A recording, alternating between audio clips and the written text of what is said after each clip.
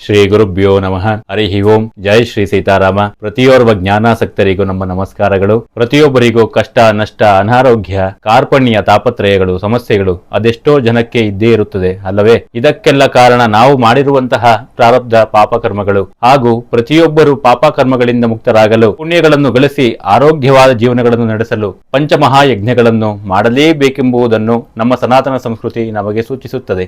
ಈ ಪಂಚಮಹಾಯಜ್ಞಗಳು ಯಾವುದು ಹಾಗೂ ಹೇಗೆ ಮಾಡಬೇಕೆಂದು, ಯಾರು ಮಾಡಬೇಕೆಂದು ವಿಚಾರವನ್ನು ಈ ವಿಡಿಯೋದಲ್ಲಿ ತಿಳಿಸುತ್ತೇವೆ. ಪಂಚಯಜ್ಞಗಳು ಎಂದರೆ ಯಾವುದೇ ರೀತಿಯ ಖರ್ಚುಗಳಿಲ್ಲದೆ ಸ್ವಚ್ಛವಾದ ಮನಸ್ಸಿನಿಂದ ಮಾಡುವಂತಹ 5 ರೀತಿಯ ಯಜ್ಞಗಳಾಗಿವೆ. ಇವುಗಳೇ ಬ್ರಹ್ಮಯಜ್ಞ, ದೇವಯಜ್ಞ, ಮಾನುಷಯಜ್ಞ, ಪಿತೃಯಜ್ಞ ಹಾಗೂ ಭೂತಯಜ್ಞಗಳಾಗಿವೆ. ಇದರಲ್ಲಿ ಬ್ರಹ್ಮಯಜ್ಞ ಎಂದರೇನು?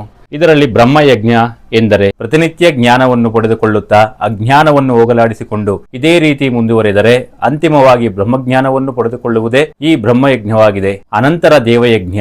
ಈ ದೇವಯಜ್ಞವೆಂದರೆ ಮನೆ ದೇವರನ್ನು, ಇಷ್ಟ ದೇವರನ್ನು ಪ್ರತಿದಿನವೂ ಕೂಡ ನಾನು ಎಂಬುದನ್ನು ಬಿಟ್ಟು ಮಾನಸಿಕವಾಗಿ ಹಾಗೂ ಜ್ಞಾನಯುತವಾಗಿ ಪೂಜೆ ಸಲ್ಲಿಸುವುದೇ ಈ ದೈವಯಜ್ಞವಾಗಿದೆ. ತದನಂತರ ಮಾನುಷ ಯಜ್ಞ ಎಂದರೆ ಮನೆಗೆ ಬಂದಂತಹ ಅತಿಥಿಗಳನ್ನು ನಾರಾಯಣ ಎಂದರೆ ಭಗವಂತ ಸ್ವರೂಪರಾಗಿ ಕಂಡು ಅವರನ್ನು ಬಂದು ಹೋಗುವವರೆಗೂ ಮಾತಿನಿಂದ, ನಡವಳಿಕೆಯಿಂದ, ಊಟ ಉಪಚಾರಾದಿಗಳಿಂದ ಸೇವೆಗಳನ್ನು ಮಾಡಿ ಅತಿಥಿ ದೇವೋಭವ ಎಂಬ ತತ್ವವನ್ನು ಪಾಲಿಸುವುದೇ ಈ ಮಾನುಷ ಯಜ್ಞವಾಗಿದೆ.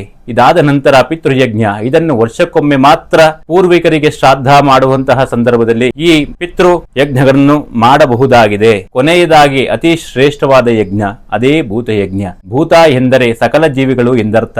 ಈ ಯಜ್ಞದ ವಿಧಾನ ಏನೆಂದರೆ ನಮ್ಮ ಸುತ್ತಮುತ್ತಲಿನಲ್ಲಿ ಇರುವಂತಹ ಎಲ್ಲಾ ಪ್ರಾಣಿಗಳಿಗೂ, ಪಕ್ಷಿಗಳಿಗೂ ಆಹಾರಗಳನ್ನು ಕೊಡುವಂತಹ ಕರ್ತವ್ಯವನ್ನು ಹೊಂದಿರುವಂತವರೇ ಮನುಷ್ಯರಾಗಿರುತ್ತಾರೆ. ಇದನ್ನು ಪಾಲಿಸುವುದೇ ಭೂತಯಜ್ಞವಾಗಿದೆ.